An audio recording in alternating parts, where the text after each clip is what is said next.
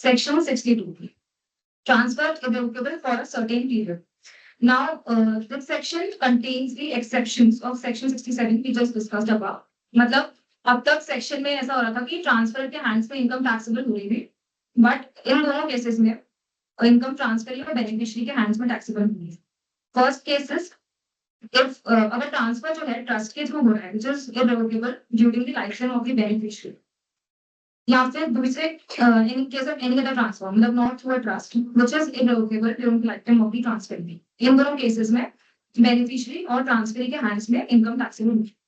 And second cases अगर transfer जो है 1 अप्रैल 1961 से पहले हुआ है which is irrevocable for a period exceeding 6 years, then in such case income will be taxable. In both these cases income will be taxable in the hands of transfer or beneficiary or the transfer provided यहाँ पे condition है कि दोनों ही cases में transfer के पास कोई भी benefit transfer rights no direct और indirect benefit from such income manifested.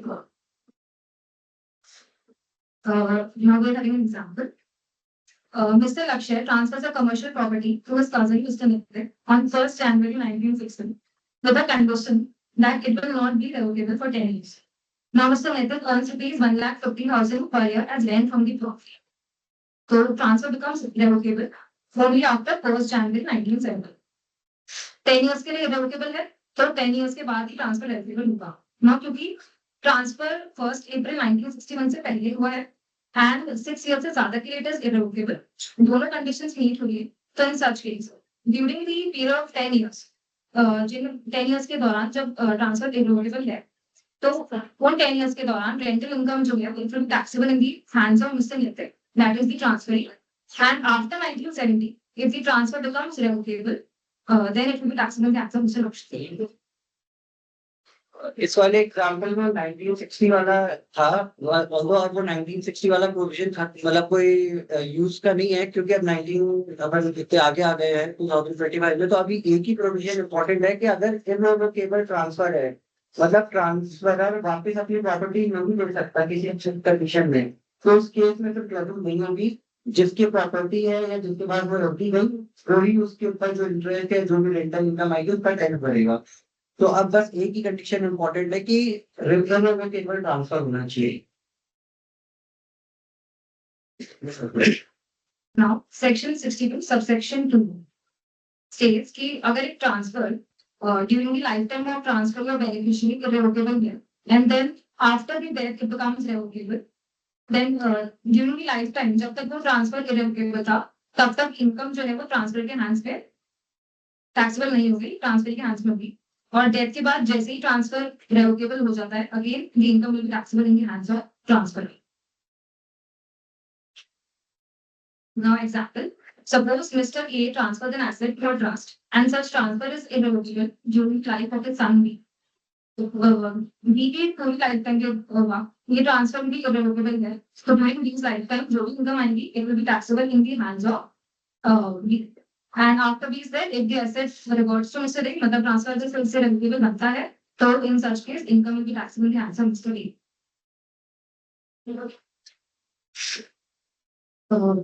We are having a case law, Tamil Nadu Urban Development Fund versus Income Tax Office with President. Facts इस case के हैं कि TNODF was the amount for the incomes.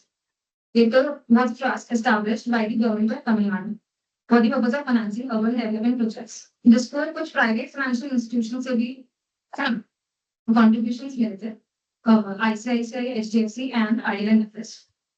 Trust deed में clearly specify था कि in private institution से जो भी contributions आ रहे हैं they were explicitly revocable after a period of 3 years। तो क्योंकि ये क्लॉज ट्रस्ट डीड में था तो the transfer is revocable।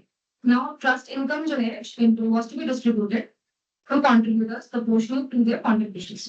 मतलब यहाँ पे ट्रस्ट के केस में जो भी contributors थे they were clearly identifiable and their income shares were also specified, which makes it a determinate trust as per section 164।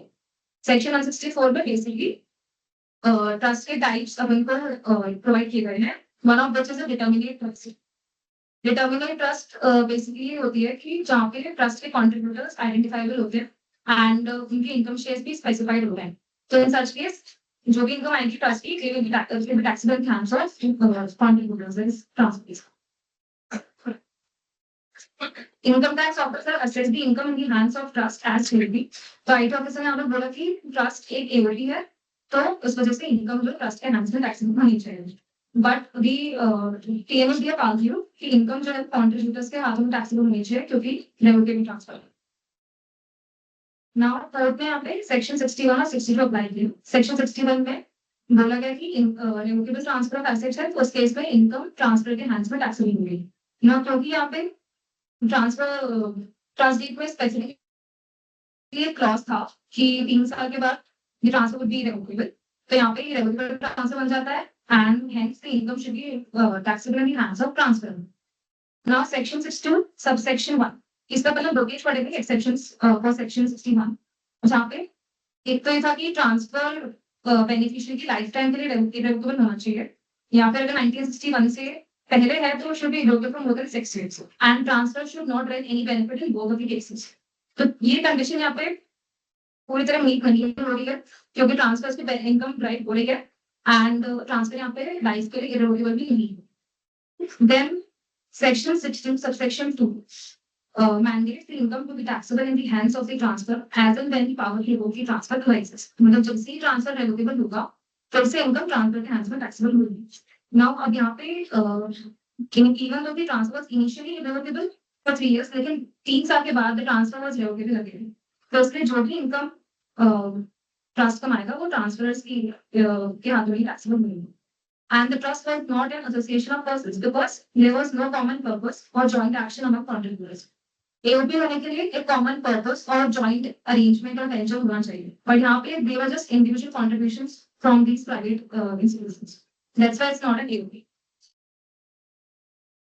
Judgement यहाँ पे both the ITAB and Madras high court ruling favour of TND, उन्होंने बोला section 61 और 62 subsection 2 apply होने की वजह से जो भी इनकम आएगी ट्रस्ट के पास वो प्राइवेट इंस्टीट्यूशंस के हाथों में टैक्सेबल होगी.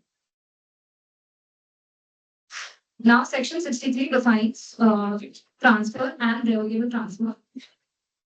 For the purposes of section 60, 61, and 62, a transfer shall be deemed to be revocable as we discussed it earlier if it contains any provision for the retransfer directly or indirectly of the whole or any part of the income or assets to be transferred, or it in any way gives the transferor a right to reassume power directly or indirectly over the whole or any part of the income or assets.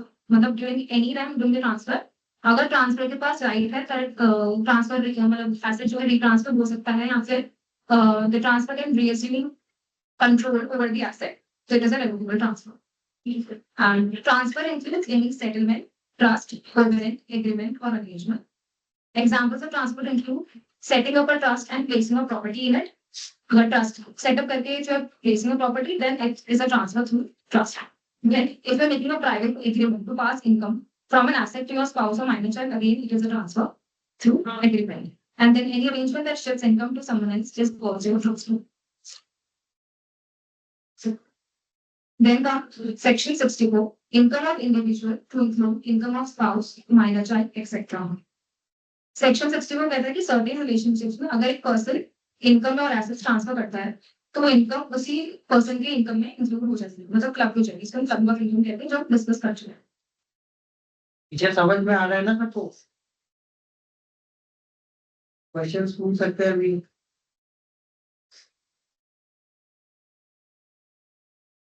This is known as clubbing of income. It applies to property transfers within families and covers spouses, minor children, and other related topics.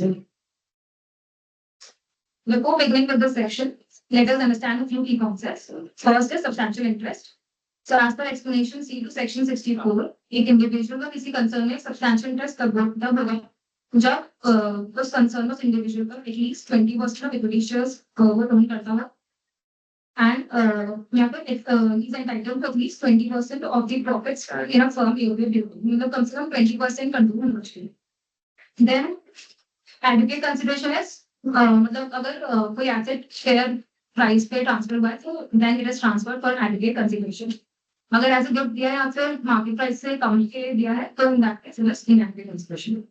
Indirect transfer is indirect transfer अगर किसी और को asset transfer करने से daughter in law या spouse की, मतलब यहाँ पे आगे जो हम क्लॉजेस डिस्कस करेंगे यहाँ पे स्पाउस और डॉटर इन लॉ के यहाँ पे, तो अगर किसी दूसरे को हम एसेट दे रहे हैं जिससे spouse and daughter in law को बेनिफिट हुआ है, that is income will be clubbable, it is known as indirect transfer, मतलब डायरेक्टली ट्रांसफर नहीं कर रहे, इनडायरेक्टली बेनिफिट हुआ है। Now, section 64, subsection 1, it contains total 8 clauses, out of which only 5 have been discussed and the other 3 have been noted. Now, in computing the total income of any individual, there shall be included all such income as arises directly or indirectly. First case is, अगर एक individual का जिस किसी concern में substantial interest है और उस concern से अगर उसके स्पाउस को कोई भी सैलरी, कमीशन, फीस या कोई भी रेमुनरेशन रिसीव हो रहा है, तो वो income would be taxable in the hands of such individual only, provided he spouse should not possess any technical or professional qualification. अगर स्पाउस का इनकम अपने टेक्निकल और प्रोफेशनल नॉलेज और एक्सपीरियंस के बेसिस पे कमाया है, तो that case that would not be clubbable. For example, Mr A holds 30% shares in ABC Private Limited. तब 30% shares हैं तो ABC Private Limited में मिस्टर ए का सब्सटैंशियल इंटरेस्ट हो जाता है. Now, his wife Mrs. A receives a salary of rupees 6 lakh from ABC Private Limited. Mrs. A doesn't perform any real work or have a professional qualification. तो क्योंकि कोई technical professional qualification नहीं है, तो पूरी सैलरी की income Mrs A कमाएंगी, that will be clubbable in the income of Mr A. तो अभी तक अपन देख रहे थे कि असेट ट्रांसफर होता है, रिवोकेबल है, इररिवोकेबल है, उस पर डिपेंड करता है. सपोज कोई असेट नहीं ट्रांसफर होगा, कोई पर्सन किसी कंपनी में शेयर होल्डिंग एक्वायर करता है या पार्टनर है और मोर देन 20% का पार्टनर है और फर्म से वो सैलरी ले रहा है अपने वाइफ को या अपने ब्रदर को या किसी को, और वो वाइफ और या फिर उसके ब्रदर वो एक्चुअल में कोई जॉब नहीं परफॉर्म कर रहे, वहां पे कोई काम नहीं कर रहे, तो उस केस में इनकम उसकी क्लब हो जाएगी उस पर्सन के हाथ में जो उसमें स्टेक होल्ड कर रहा है उस कंपनी में. तो जरूरी नहीं है कि कोई असेट ट्रांसफर हो या कुछ वैसा हो तभी हो, इस केस में भी क्लबिंग हो सकती है.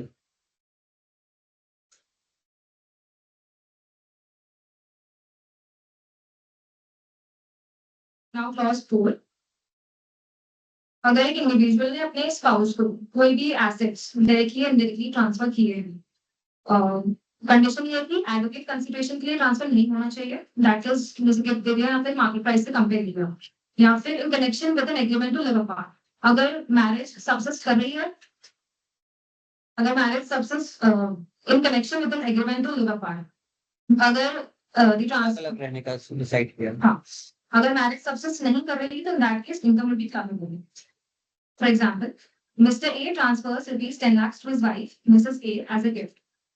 Mrs. A uses this money to invest in a fixed deposit and earns rupees 80,000 as interest in a year. तो इसकी टैक्स इम्प्लीकेशन क्या होगी? मिस्टर ए ने गिफ्ट किया है तो it is without adequate consideration, and then mister A ने उसी पैसे को इन्वेस्ट किया एफडी में and earns an interest of 80,000. तो ये जो 80,000 की इंटरेस्ट इनकम है, ये मिसेस ए के हैंड्स में टैक्स नहीं थी, टैक्स में it will club with Mr. A's income tax accordingly. Exceptions के लिए like अगर adequate consideration में क्या होता, अगर fair price पे ऐसे ट्रांसफर होता है तो in that case clubbing apply नहीं होगी, और अगर transfer is made under legal agreement to live apart तो भी clubbing अप्लाई नहीं होगी. Now, case law, auto sales properties versus commission of income tax 2007. Facts of this case are, assessee auto sales properties was engaged in business activities including dealing in motor vehicles and properties. Assessing ने कुछ immobile properties अपनी wife को transfer कर दी without adequate consideration और इसने wife ने उस इन properties के इनकम को मान ली. Now assessing ने आर्ग्यू किया कि जो rental income है, it should be treated as a business income and claimed that the clubbing provisions should not. Court ने यहाँ पे एनालाइज किया कि first of all nature of income analyse करी, दैट कोर्ट ऑब्जर्व दैट सिर्फ एक property let out करना business activity नहीं है, तो उसके लिए इनकम फ्रॉम हाउस प्रॉपर्टी मानी जाती है. And second, applicability of section 64 subsection 1 clause 4, court ने बोला कि अगर एक इंडिविजुअल ने अपने स्पाउस को कोई भी एसेट ट्रांसफर किया है विदाउट एडिक्वेट कंसिडरेशन, तो उससे जो भी इनकम अराइज होगी वो ट्रांसफर की टोटल इनकम में क्लब हो जाएगी. एक बार जीएन को बात बता. यहाँ पे income calculation will be irrelevant. Court ने क्लैरिफाई किया इस सेक्शन 64 के पर्पसेस के लिए इनकम बिजनेस इनकम है या हाउस प्रॉपर्टी इनकम है, इसको इरेलेवेंट। यहाँ पे जो चीज मैटर करती है वो ये कि एसेट्स का उसको ट्रांसफर किया गया विदाउट एडिक्वेट कंसिडरेशन। जजमेंट यहाँ पे था कि इलाहाबाद हाई कोर्ट अपील की decision of the income tax appeal के बाद उन्होंने कंफर्म किया कि जो इनकम है फ्रॉम द प्रॉपर्टी जो कि स्पाउस को विदाउट एडिक्वेट कंसिडरेशन ट्रांसफर हुई है, बहुत ऐसी भी टोटल इनकम में क्लब हो चुकी है। नाउ क्लॉज 6, अगर एक इंडिविजुअल ने अपने सन की वाइफ को ऑप्शन कोई भी एसेट डायरेक्टली या इनडायरेक्टली ट्रांसफर किया है ऑन और after 1 June 1973, otherwise than for adequate consideration. मतलब यहाँ पे भी कंडीशन है कि adequate consideration in adequate consideration में ट्रांसफर होगा तो income will be club. For example, Mr Sharma ने 10 लाख रुपीस गिफ्ट किए in the form of bank fixed deposit to his daughter in law Mrs Nisha. तो ये गिफ्ट किया हुआ है विदाउट एनी कंसिडरेशन, तो उसे जो भी इनकम अर्न करेंगे Mrs Nisha that will be club in the hands of mister Sharma. So the interest income earned on this rupees 10 lakh, for example, 80,000 a year, will not be taxed in the hands of Mrs. Nisha, but will be clubbed with Mr. Sharma's income. Cross said, अगर एक individual किसी person को या association of person को कोई भी asset directly या indirectly transfer करता है विदाउट एडिक्वेट कंसिडरेशन और उससे उसके स्पाउस को कोई भी इमीडिएट या डेफर्ड बेनिफिट हो रहा है, मतलब ये इनडायरेक्ट ट्रांसफर का केस है कि इनडायरेक्टली स्पाउस को या तो इमीडिएट बेनिफिट भी सकता है या फिर डेफर्ड बेनिफिट भी हो सकता है, एंड कंडीशन इज कि एडिक्वेट कंसिडरेशन में नहीं होना चाहिए।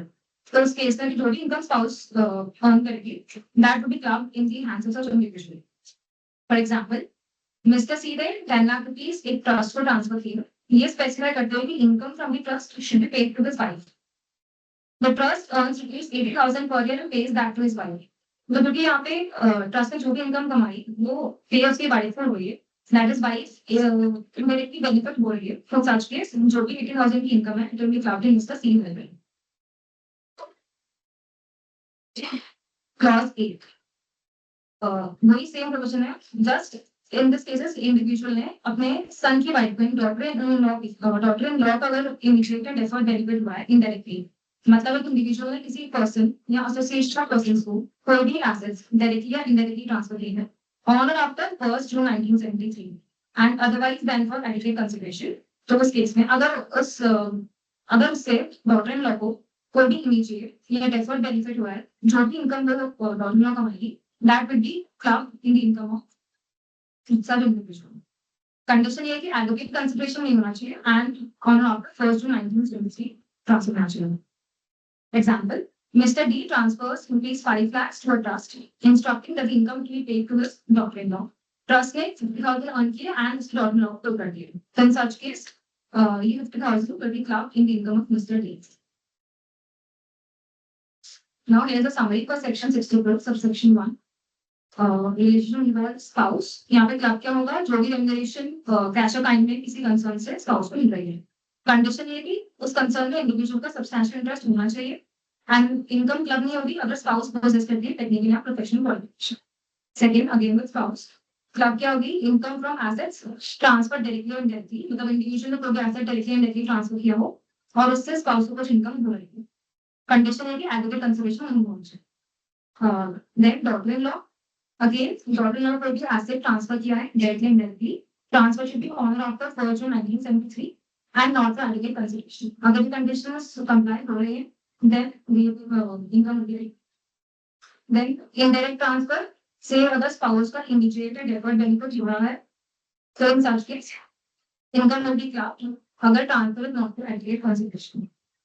And then अगर indirect transfer से daughter in law का कोई immediate deferred benefit हुआ है, okay, if it is not for adequate consideration and on after 1 June 1973, the income will be clubbed. Thank you.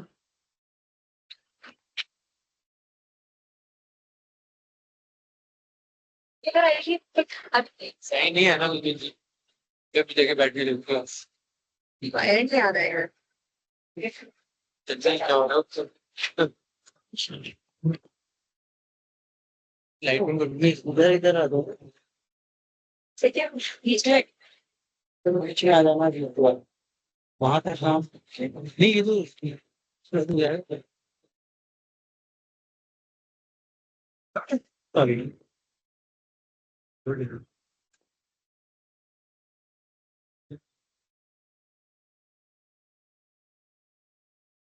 I will be covering section 64(1)(a) only.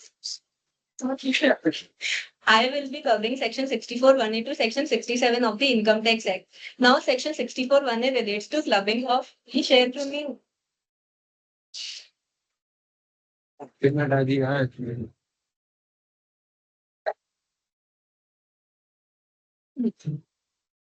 पानी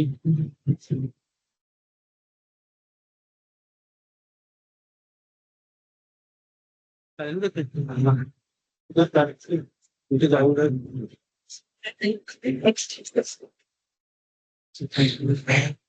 काम की हो रहा है इसको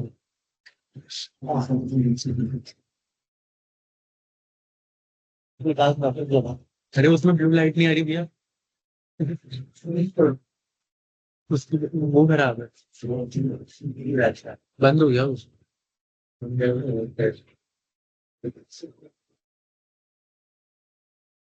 आज भी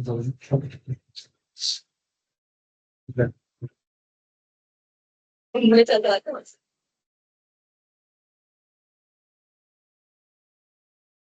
ऐसी वीडियो मम्मी कर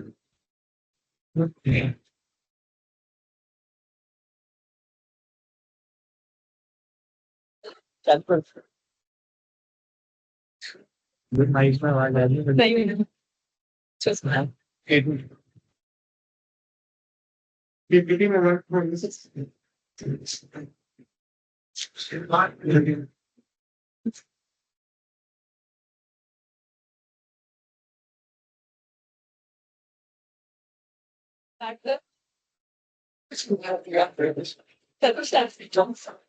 Section 64 of the Income Tax Act relates to clubbing of minors' income.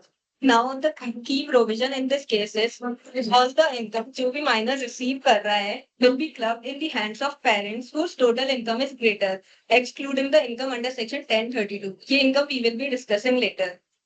Now, there is an explanation to it. This says that if the marriage of parents subsists during that previous year, then the income will be clubbed in the hands of parents whose total income, excluding the minor share, is greater.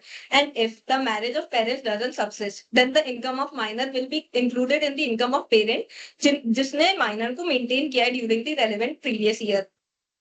Now there is a provision relating to this section. That is, there is 3 exceptions relating to it. Firstly, अगर income minor ने अगर income minor ने derive की है from manual work या फिर from any kind of skill और talent और एनी प्रोफेशनल एक्सपीरियंस या फिर income is receive by the minor that is suffering from disabilities. All these 3 kinds of income will not be clubbed in the hands of minor. Exemption under 1032 is that the parent under whom the income of minor will be clubbed is will get an exemption of rupees 1500 per year per child. Now let's understand the same with the help of an example. Firstly, Mr. Ravi की income है 10 lakhs और Mrs. Ravi की income है 7 lakhs और उनकी minor daughter ने 2 types of income earn किया है. Firstly, 40,000 from interest from fixed deposit and 50,000. चलता आवाज बहुत आ रही है स्पीकर को सुन लो सब लोग एक बार Minor daughter Ananya earned 2 types of income. First, interest of rupees 40,000 from fixed deposits, and second, rupees 50,000 prize from chess tournament. Now, how will the same will be taxable? Anybody can tell this?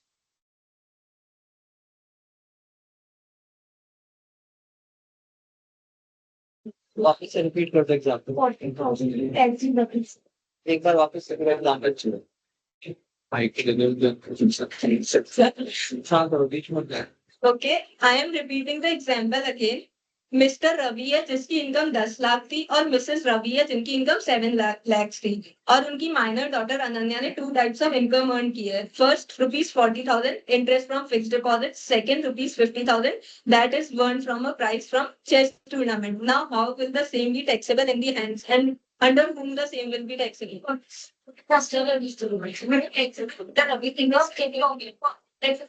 Then exemption of 500. Yes, correct. Rupees 40,000 will be taxable under अगर answer तो मैं transfer करनी हो गया हम फिर आपको बताऊंगा Yes, it's correct. Mr. Ravi will be the one under whom the income will be clubbed because his income is greater than her wife's income. Now, only rupees 40,000 will be clubbed under Mr. Ravi's income because this is not received due to any manual work skill or talent or disability. And Mr. Ravi is also eligible for an exemption of rupees 1,500 per child. And the income of rupees 50,000 that has been won due to the prize tournament of chess tournament of prize will not be clubbed due to the skill exemption. Now the additional important points relating to this section is that अगर कोई income एक बार किसी parent के अंदर club हो गई है then the same parent will the income will be clubbed under the same parent in the succeeding years. Only an exemption is allowed if AO is satisfied upon giving an opportunity of being heard. And also the clubbing provisions are attracted in case of income from minor married daughter. Now let's go towards the case law of CB Joy versus income tax officer. CB Joy received 1/3 of share from the deceased husband's estate and remaining 2/3 was inherited by her daughter, minor daughter.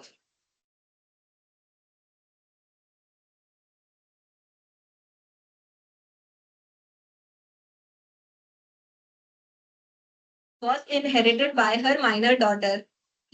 But the same was deposited in the fixed deposit account and was under the control of court. Now CB Joy applied for a certificate under section 197(1) to prevent the TDS at source to be deducted on the interest income from fixed deposit. Now legal issue here is whether the income of minor child will be clubbed under the parent's income, yes or no. Now the court's decision to the same was that even if the income is controlled by the court, it cannot be withdrawn until majority, but this doesn't exempt it from clubbing from under section 64(1)(a). And also that the income has not been received due to any manual work talent of minor, or so it doesn't qualify for any kind of exemptions. Now let's understand section 64(1)(a) versus section 27(1). Section 27(1) relates to deemed ownership, where this is a section where individual transfers house property to spouse or minor child, and this transfer is made for inadequate consideration, and the transfer there is no agreement to live apart. So section 27(1) prevails. Now let me tell you an example wherein Mr. Sharma gifted an house property to one daughter, Miss Ria, which is minor married daughter, and Sia, which is minor married daughter. Now the key takeaways in this was wherein house is gifted to minor unmarried child, then the provisions of section 27(1) will prevail over provisions of section 64(1)(a), and parent will be considered as the deemed owner, and no exemption of under section 1032 will be allowed to the parent because section 1032 का exemption 64(1)(a) के 64(1)(a) के section में ही मिलता है.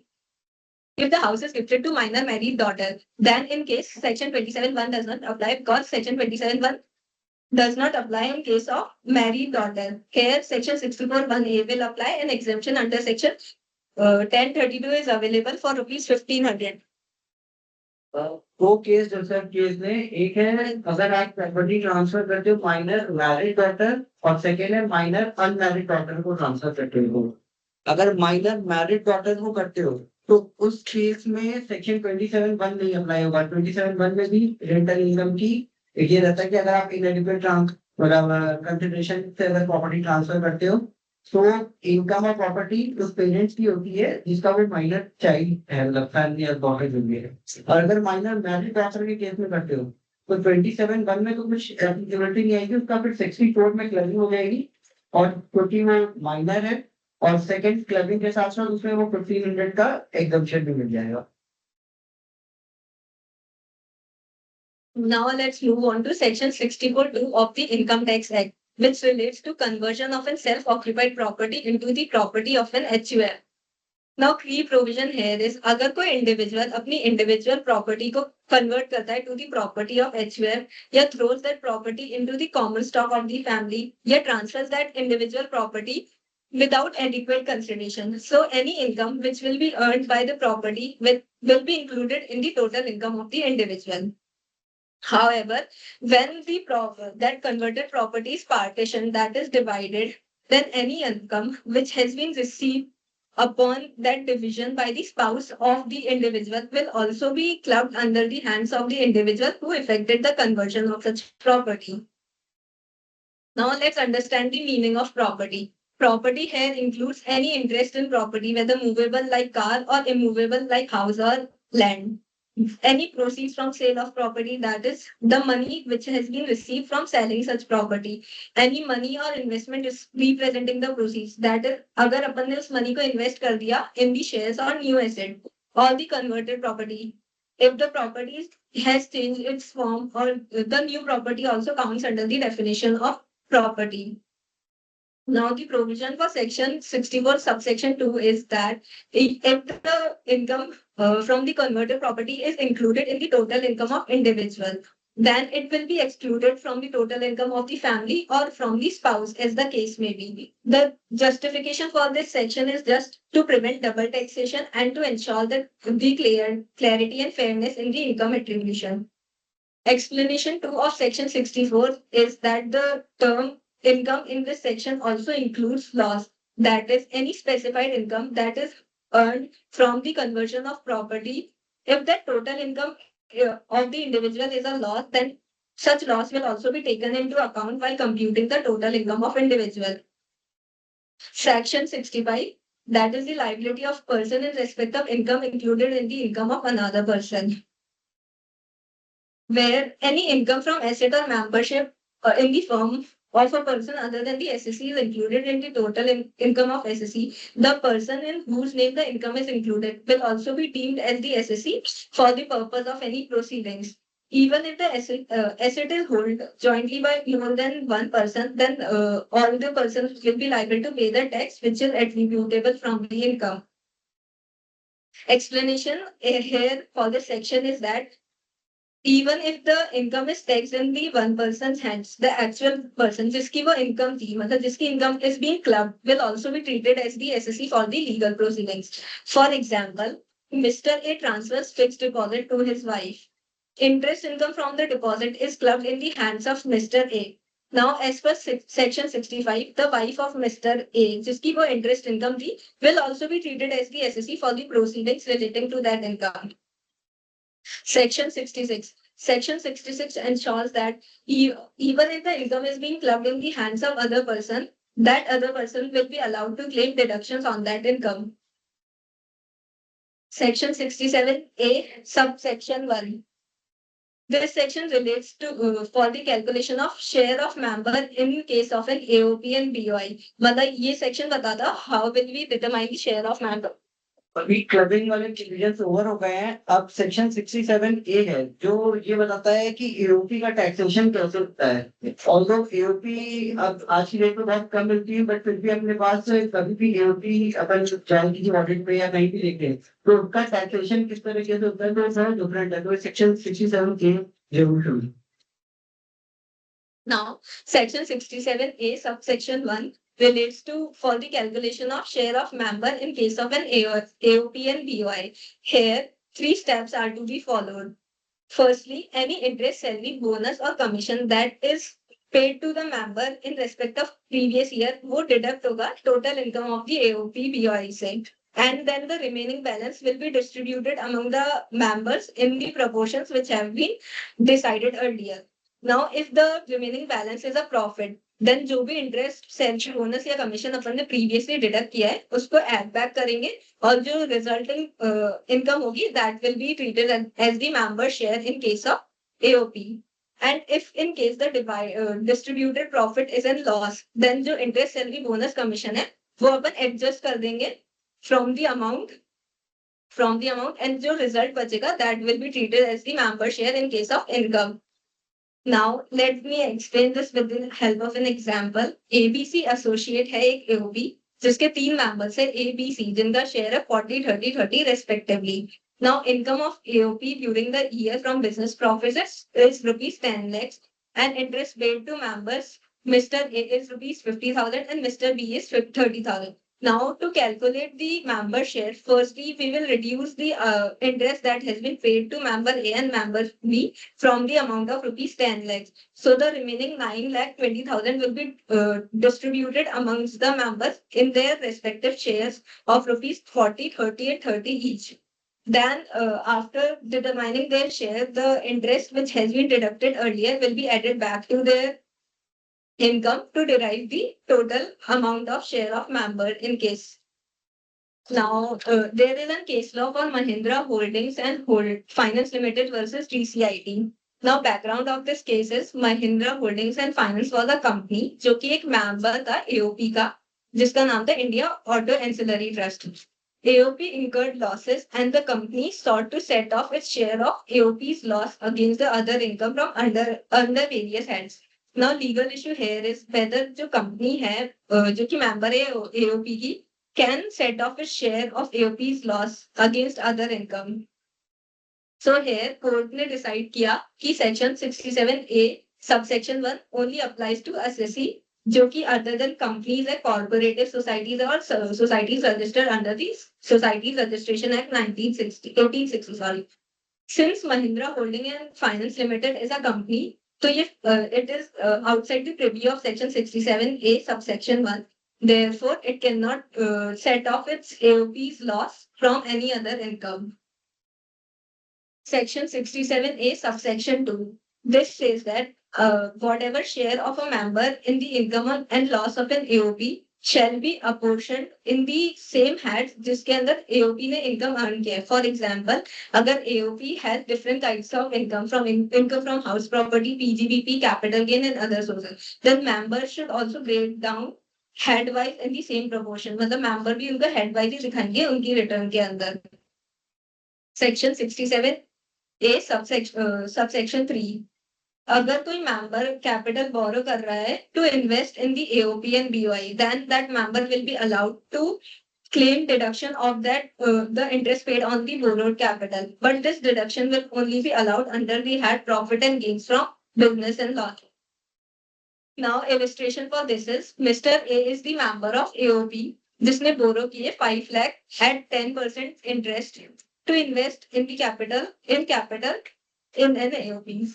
He pays 50,000 interest on this loan in a year. His share in AOP's business income is 30,000. तो जो 50,000 का उसने interest loan के ऊपर pay कर रहा है, that will be allowed as a deduction. But this deduction will be allowed only in the business income share. And the only 2,50,000 will be taxable under him. Thank you.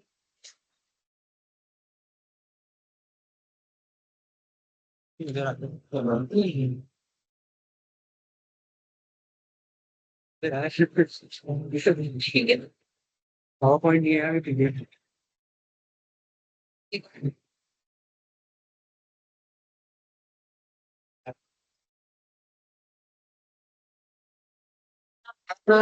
Section 68 और 69 discuss करेंगे. दोनों section ये बहुत छोटे हैं. मतलब 69 में भी 69 ए बी सी डी सब 5-5 लाइन के सेक्शन हैं. बट इनकम टैक्स डिपार्टमेंट के पॉइंट ऑफ व्यू से देखा जाए या एज अ प्रैक्टिशनर जो हम लोग अपने इनकम टैक्स प्रैक्टिस करते हैं तो सबसे ज्यादा कोई सेक्शन काम आता है तो सेक्शन 68 में 69 काम आता है. तो ऑल्दो ये सेक्शन बहुत छोटे हैं बट इनकी इंपॉर्टेंस बहुत ज्यादा है. जो अपील में बच्चे काम कर रहे होंगे उनको ये बराबर सेक्शन 68 69 का सबसे ज्यादा व्यूज आ रहा है. जो नीचे असेसमेंट में काम कर रहे हैं उनको भी 68 69 काम आ रहा है बहुत. तो सबसे ज्यादा अगर इम्पोर्टेंट सेक्शन है कुछ बहुत ही लगता है इनकम टैक्स में तो उसमें 68 69 बहुत इम्पोर्टेंट है. Good afternoon everyone. अब हम सेक्शन 68 और 69 डिस्कस करने वाले हैं. इसके अंदर ये सेक्शन 68 और 69 तब एप्लीकेबल होते हैं जब किसी असेसी ने अपनी इनकम या तो इनकम टैक्स देने से बचाया है या उस इनकम को छुपाने की कोशिश की है या फिर लीगली पूरा फुली या फिर पार्टली डिस्क्लोज किया है. तो अपन कंटेंट की तरफ बढ़ते हैं. मैं आप लोग को बेयर एक्ट समझा दूंगा. केस लॉ 3-4 है और analysis plus section 115 BB. Bare act. Where any sum is found credited in the books of an assessee maintained for an previous year, and the assessee offers no explanation about the nature and source thereof, or the explanation offered by him is not, in the opinion of the assessing officer, satisfactory, the sum so credited may be charged to income tax as the income of the assessee of that previous year, provided that where the sum so credited consists of loan or borrowing or any such amount by whatever name called, any explanation offered by such assessee shall be deemed to be not satisfactory, unless the person in whose name credit is recorded in the books of such assessee also offers an explanation about the nature and source of such sum so credited. Such explanation, in the opinion of the assessing officer, aforesaid has been found to be satisfactory.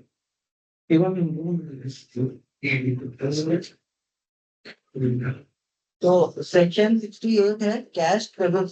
Cash credit मतलब अपने books में या bank account में कोई ऐसा amount credit में आ रहा है, मतलब बैंक में सब लोग किसी ने कैश डिपॉजिट कर दिया या बैंक में किसी पर्सन से पैसा आ रहा है और हम उसको एक्सप्लेन नहीं कर पा रहे कि किस चीज का पैसा है, कोई इनकम का पैसा है, कोई सेल का पैसा है, किसी ने लोन दिया है, और या फिर सपोज कैश डिपॉजिट हुआ है तो उसका रीजन नहीं बता पा रहे किस चीज का कैश डिपॉजिट किया है, तो उसको अनएक्सप्लेन कैश मान लिया जाएगा, अनएक्सप्लेन कैश क्रेडिट मान लिया जाएगा। अच्छा, स्पेसिफिकली अभी वो ये शायद स्लाइड में आगे कवर होगा। अनएक्सप्लेन्ड जितने भी है सेक्शन 68 और 69 में अगर कोई इनकम डिटरमाइन होती है इनकम टैक्स के द्वारा, तो उसका टैक्सेशन नॉर्मल इनकम की तरह नहीं होगा, उसके ऊपर 78% की रेट लगती है। तो सपोज किसी की अगर 1 लाख की अनएक्सप्लेन्ड कैश क्रेडिट होगी तो उस पर 78% टैक्स लग जाएगा, तो 78,000 तो वैसे टैक्स दिया प्लस इंटरेस्ट वगैरह जो लगेगा, तो वो 1 लाख पे हो सकता है, 1 लाख से ज्यादा का टैक्स और पेनल्टी देना पड़ जाए। तो इसलिए ये दोनों सेक्शंस के ऊपर इनकम टैक्स ज्यादा फोकस करते हैं। वो जो भी इनकम डिटरमाइन करते हैं उसको किसी न किसी तरह कोशिश करते हैं कि इनको अनएक्सप्लेन्ड क्लासिफाई कर दें। अब लक्ष्य आगे इसको समझाएंगे। जैसा कि भैया ने बोला, अपन एक एग्जांपल लेते हैं, किसी भी एसएससी के अकाउंट बुक्स ऑफ अकाउंट्स या उसके बैंक स्टेटमेंट में क्रेडिट एंट्री रिफ्लेक्ट कर रही है। अब लेकिन उसके पास कोई एक्सप्लेनेशन नहीं है, ऑल्दो उसने बोरोइंग लिया या फिर लोन लिया या फिर उसको कोई शेयर एप्लीकेशन मनी या फिर कोई शेयर कैपिटल या शेयर प्रीमियम का अमाउंट क्रेडिट हुआ है उसके बैंक अकाउंट में, बट उसके पास कोई पर्टिकुलर एक्सप्लेनेशन नहीं है या फिर जेन्युइननेस वो प्रूव नहीं कर पा रहा है, तो असेसिंग ऑफिसर उसे डिसअलाउ कर देगा और उस पूरी जो भी अमाउंट क्रेडिट हुआ है उसको फुली उसकी इनकम मान के अंडर सेक्शन 68 उस पर टैक्स एप्लीकेबल टैक्स लगाया कर देगा। अब इसके अंदर एक चीज है, या during the course of assessment proceedings या तो असेसी उसके कंफर्मेशन दे दे। कोई बता सकता है साइंड कंफर्मेशन क्या होता है?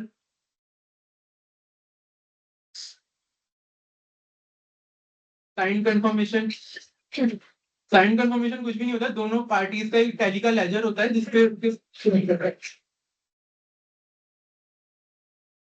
कंफर्मेशन मतलब ये है कि सपोज बैंक में कोई किसी रमेश नाम के पर्सन से आ रही है तो हमें घटे नहीं कर क्या है, या तब वो लोन है इनकम टैक्स वाले बोलते हैं कि हम इनके लोन नहीं मानेंगे, तो उसके लिए एक ऑप्शन है कि हम रमेश एक कंफर्मेशन बनाए या लेजर बनाए रमेश के साथ, तो हमने कब का पैसा लिया कब कब दिया, या सपोज सिंगल एंट्री एक ही बार पैसा है तो उसको एंट्री को नोट करें लेजर में, उससे कंफर्म करवाएं, उसे कंफर्म कराएं इन द सेंस कि उसका उसमें नाम पैन एड्रेस लिख के उससे साइन करवाएं। उसके पैन नंबर से डिपार्टमेंट ये चेक करेगा कि रमेश आईटीआर भरता भी है नहीं भरता है, या सपोज उसके पास 5 लाख की इनकम दिखाता भी नहीं, उसके पास खुद के पास 5 लाख कहाँ से आए होंगे, तो ये पर्पज होता है कंफर्मेशन से कुछ जुड़ेगा। तो इन सब तरीके से अपन प्रूव करते हैं कि ट्रांजेक्शन अनएक्सप्लेन्ड नहीं है, एक्सप्लेन्ड है। मैं थोड़ा फर्दर रीड कर देता हूँ। Provided further that where the assessee is a company not being a company in which the public are substantially interested and the sum so credited consists of share application money, share capital, share premium, or such any such amount by whatever name called. Any explanation offered by such assessee company shall be deemed to be not satisfactory, unless the person being a resident in whose name such credit is recorded in the books of such company also offers an explanation about the nature and the source of such sum so credited. Such explanation, in the opinion of the assessing officer aforesaid, has been found to be satisfactory. मतलब हमें अपना assessee को confirmation देना ही है, लेकिन उसके साथ जो पार्टी से सम क्रेडिट हुआ है उसके बैंक अकाउंट में उसको भी कंफर्मेशन देना पड़ेगा और ये बताना पड़ेगा कि ये अमाउंट क्यों क्रेडिट हुआ है। अब एक केस लॉ है on section 68 PCIT versus Baragra Builders Private Limited, where SSE had taken unsecured loan from two companies and had submitted all evidences to substantiate loan, including confirmation from creditors, and loan was taken and repaid through banking channels. AO was not justified. AO here is assessing officer in treating that unsecured loan as fake and unexplained cash debit. इसके facts क्या है कि एक जना था प्रवीण कुमार जैन, उसके घर पे search and seizure action under section 133A carry हुआ और वो क्या करता था, अकोमोडेशन एंट्रीज प्रोवाइड करता था। कोई बता सकता है अकोमोडेशन एंट्रीज क्या होती है?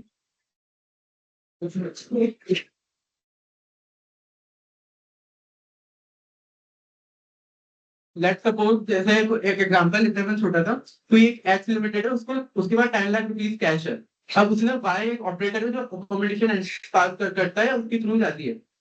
तो एक्स ने अपने पैसे वाई को दिए, वाई ने एक शेल कंपनी ओपन करी जो कि सिर्फ ऑन पेपर्स है, और उस कंपनी के थ्रू कुछ भी लोन प्रोवाइड कर दिया एक्स लिमिटेड को, तो 10 लाख रुपए भी उसके पास चलेगा और वो ब्लैक का मनी वाइट हो गया पूरा। अब इसके अंदर एओ को लग रहा है कि बेस्ड ऑन दिस फैक्ट एओ को लग रहा है कि दोनों जो भी अनसिक्योर्ड लोन पैराग्राफ इंटरेस्ट को आए वो फिक्टिशियस है और उनकी कोई क्रेडिबिलिटी और जेन्युइननेस नहीं है, तो इसलिए उसने दोनों को treat as unexplained cash debit treat कर लिया अंडर सेक्शन 16।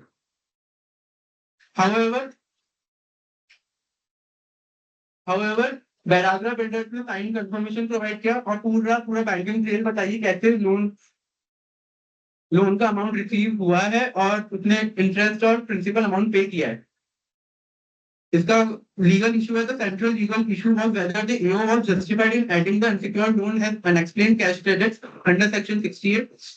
इसके अंदर एओ ने कंप्लीट प्रवीण कुमार जैन की जो प्रीमाइसेस पे सर्च होती है उस बेसिस पे थर्ड पार्टी स्टेटमेंट के बेसिस पे पैराग्राफ के इनकम में एडिशन कर दिया है, despite the SSC providing confirmation and evidence of the transaction through account paying cheques. सारा पेमेंट पैराग्राफ बिल्डर्स ने अकाउंट पेइंग चेक्स के थ्रू किया है, उसके बावजूद भी एओ ने एडिशन कर दिया है इसमें। इसके बाद judgement ITAT income tax appellate tribunal का डिसीजन हाई कोर्ट ने अपील कर दिया और एडिशन डिलीट करने को कहा because of reinforcing the principle that the burden of proof lies with the revenue to establish that transaction is not genuine, जबकि transaction genuine था because of all the confirmations were provided and all the payment has been made through account pay checks। तो section 68 में दो तरह की चीजें थी अपन ये स्टार्टिंग में अभी जब इसने बेयर एक्ट पढ़ा कि एक तो है कि अनएक्सप्लेन्ड एंट्री आ रही है कोई हमारे बुक्स में या फिर बैंक में किसी भी जगह या कैश बुक में कहीं भी हमारे पास अगर कोई इनकम की एंट्री आ रही है और उसको एक्सप्लेन नहीं कर पा रहे तो इनकम टैक्स डिपार्टमेंट ये एक ट्रीटमेंट कर सकता है कि उसको अनएक्सप्लेन माने और उसके ऊपर 78% वाला टैक्स लगा सकता है। सेकेंड, इसमें क्या हुआ कि फिर कुछ केसेस में लोग जैसे सपोज किसी ने कंपनी फॉर्म करी है, उनको पैसा कंपनी के अंदर डालना है, उसके बाद कैश तो बहुत सारा है बट बुक्स में या बैंक में पैसे नहीं है। अब ऐसा भी नहीं कर सकता है कैश बैंक में डिपॉजिट करते, बैंक में डिपॉजिट करते ही फिर इनकम टैक्स से नोटिस आ जाएगी कि आपके पास ये कैश आए कहाँ से, इतना जनरेट कहाँ से किया, आपने लास्ट ईयर की रिटर्न में इतनी इनकम तो दिखाई नहीं कि जितना आपके पास कैश है। तो लोग क्या करते हैं कि 4-5 एम्प्लॉइज हैं और सब एम्प्लॉइज के फैमिली मेंबर्स के अंदर सबके बैंक में पैसा जमा करा के उनको ही शेयर होल्डर बना के और उनसे बोलते थे कि तुम्हारा शेयर, मतलब उनको सबको शेयर होल्डर बना लेते थे और एज अ शेयर कैपिटल अपनी कंपनी में उनसे पैसे ले आते थे। तो शेयर कैपिटल के फॉर्म में पैसा आया, वो सब सभी शेयर होल्डर्स हैं। कंपनी के पास बैंक के अंदर पैसा आ गया, वो नंबर 1 का हो गया एक तरह से, जो उसका कैश जमा करा के लाए। 5-5 लाख रुपए करके करा देते थे तो लोगों के नोटिस भी नहीं जाती थी क्योंकि किसी को पता नहीं चलता था। तो फिर इन्होंने कहा कि अगर शेयर कैपिटल या शेयर प्रीमियम का केस है तो उस केस में आपको सेकंड पर्सन का भी बैंक स्टेटमेंट देना पड़ेगा। सिर्फ इससे कहने से नहीं होगा कि मेरे पास रमेश थे या सुरेश थे डायरेक्ट बैंक में आया है, उस पर्सन के बैंक में कहाँ से पैसा आया वो भी आपको प्रूव करना पड़ेगा। अगर उसमें कैश डिपॉजिट हो रहा है तो फिर एक क्वेश्चन अराइज हो जाएगा कि उसके पास कैश कहाँ से आया और वो डिसअलाउ कर सकते हैं, इसको अनएक्सप्लेन्ड क्रेडिट मान सकते हैं। तो उन्होंने कहा कि अगर शेयर कैपिटल या शेयर प्रीमियम का केस है तो उस केस में आपको सेकंड पर्सन जो शेयर होल्डर है उसका भी जेन्युइननेस प्रूव करना पड़ेगा कि उसके पास पैसा कहाँ से आ रहा है। अब इसने एक अभी केस लॉ लिया बैरागा बिल्डर्स का वर्सेस तीसरा, वो इसमें जो हुआ कि कुछ किसी के यहाँ सर्च हुई, इनकम टैक्स सर्च में क्या हुआ कि कोई पर्सन ने या कोई बाहर का किसी एक पर्सन ने ये बोल दिया कि इनके पास जो बुक में एंट्रीज है जो लोन के पैसे आए हुए हैं वो अकोमोडेशन एंट्री से, मतलब इन्होंने किसी को कैश देके उससे लोन लिया हुआ है। तो इनकम टैक्स डिपार्टमेंट ने उस पर्सन के स्टेटमेंट के बेसिस पे क्या किया कि इन सबको लोन्स को अनएक्सप्लेन्ड क्रेडिट मान लिया, अनएक्सप्लेन्ड कैश क्रेडिट, और सबको 78% पे टैक्स लगा दिया। जो बराबर बिल्डर्स वाले हैं ये अपील में गए, इन्होंने कहा कि हमारे पास जिनसे लोन आया है वो सब जेन्युइन पार्टीज हैं, वो सब आईटीआर फाइल करते हैं, उन्होंने अपने बैंक में कैश डिपॉजिट नहीं किया है जमा करने के पहले, उन्होंने सारे एविडेंसेस दिए। तो जब ये सारे एविडेंसेस दिए तो उसको देखते हुए फिर आईटीएटी और हाईकोर्ट ने इनको रिलीफ दी और बोले कि ये अनएक्सप्लेन्ड क्रेडिट्स नहीं है और ये नॉर्मल वेरिफिएबल लोन है, मतलब जेन्युइन लोन है। नेक्स्ट सेक्शन है सेक्शन नंबर 69 के 4 सब पार्ट में 69A, 69B, 69C, 69D। कोई बेसिक एक डिफरेंस होता है 68 और सेक्शन 69 को बता सकता है? 60 मैं बताता हूँ। सेक्शन नंबर 68 तब एप्लीकेबल होता है जब अमाउंट आपकी बुक्स ऑफ अकाउंट या बैंक स्टेटमेंट या किसी भी जगह रिफ्लेक्ट कर रहा हो, और सेक्शन नंबर 69 तब एप्लीकेबल होगा जब मान लो आपके प्रीमाइसेस, बिजनेस प्रीमाइसेस या रेजिडेंशियल प्रीमाइसेस पे सर्च कंडक्ट हुई और कोई इंक्रिमिनेटिंग डॉक्यूमेंट मिला और उसके बेसिस पे इन्होंने आपकी इनकम में एडिशन कर दिया है। मतलब सेक्शन नंबर 69 में जो भी चीज आ रही है उसका अमाउंट आपके बैंक स्टेटमेंट और बुक्स ऑफ अकाउंट्स में नहीं रिफ्लेक्ट हो रहा है। सेक्शन 68 तो बेसिकली कैश क्रेडिट पे है, मतलब बैंक में कोई क्रेडिट आ रही है या कैश बुक में क्रेडिट आ रही है, मतलब रिसिप्ट के लिए है। और सेक्शन 69 में जो 4 पार्ट है, 69, 69A, 69B, C and D, ये है अनएक्सप्लेन्ड इन्वेस्टमेंट एक्सपेंडिचर, मतलब आउटफ्लो से रिलेटेड है, मतलब जहां आप आउटफ्लो एक्सप्लेन नहीं कर पाए हो कि ये कहाँ से किया, ये पैसे खर्च तो कर दिए, सपोज जमीन खरीद तो ली है बट वो खरीदी किस पैसों से है, उसका आउटफ्लो नहीं है अपने बैंक में, तो उन केसेस में अनएक्सप्लेन्ड सेक्शन 69 अप्लाई होगा। एक बार where I read कर देता हूँ। Where in the financial year immediately preceding the assessment year, the assessee has made investments which are not recorded in the books of account, if any maintained by him for any source of income, and the assessee offers no explanation about the nature and source of the investment, or the explanation offered by him is not in the opinion of the assessing officer satisfactory, the value of the investments may be deemed to be the income of the assessee for such financial year. So that suppose कोई एक assessee है जिसने invest किया है jewellery या फिर shares के अंदर, बट जो भी वो, लेकिन उसकी बुक्स ऑफ अकाउंट पे वो रिफ्लेक्ट नहीं कर रहा है अमाउंट, तो अब असेसी एओ ने, असेसिंग ऑफिसर ने उससे पूछा कि ये इसका क्या एक्सप्लेनेशन है। अब दो ऑप्शन है, या तो असेसी एक्सप्लेनेशन प्रोवाइड कर दे कि बाय वे ऑफ गिफ्ट मिला ये ज्वेलरी मेरे को, या फिर बाय मैंने अपनी सैलरी इनकम से लिया है, फिर मेरे बिजनेस की प्रॉफिट से मैंने लिया है, या फिर अगर वो एक्सप्लेनेशन नहीं दे पाया या फिर उसने जो एक्सप्लेनेशन दिया है उससे assessing officer is not fully satisfied और वो जेन्युइननेस नहीं प्रूव कर पा रहा है, तो वो पूरा जो वैल्यू ऑफ दैट ज्वेलरी और शेयर और जो भी वैल्यूएबल आइटम है या फिर इन्वेस्टमेंट है उसका पूरा अमाउंट उसकी इनकम में add as unexplained investment under section 69 add कर दिया जाएगा। एक केस लॉ है इसके ऊपर, CIT versus Shrimati PK Noorjahan 1999। इसके अंदर Shrimati PK Noorjahan has made certain investments in immovable property. अब इनकम टैक्स डिपार्टमेंट ने उसको बोला कि इसका सोर्स ऑफ इन्वेस्टमेंट क्या है, बिकॉज ऑफ दैट, क्योंकि Shrimati PK Noorjahan has no source of income at that time, she failed to provide a satisfactory explanation regarding where the money has came. तो इसके अगेंस्ट में एओ ने पूरा अमाउंट था, जो भी इमूवेबल प्रॉपर्टी का जो भी वैल्यू था, वो पूरा उसके income for that particular financial year उसका एडिशन कर दिया। इसका लीगल ग्राउंड क्या है? The key question was whether the income tax officer is bound to treat unexplained investment as the income under section 69, even if the assessee has no apparent source of income. Section 69 states that if the assessee cannot explain the source of investment, the amount may be deemed to be the income.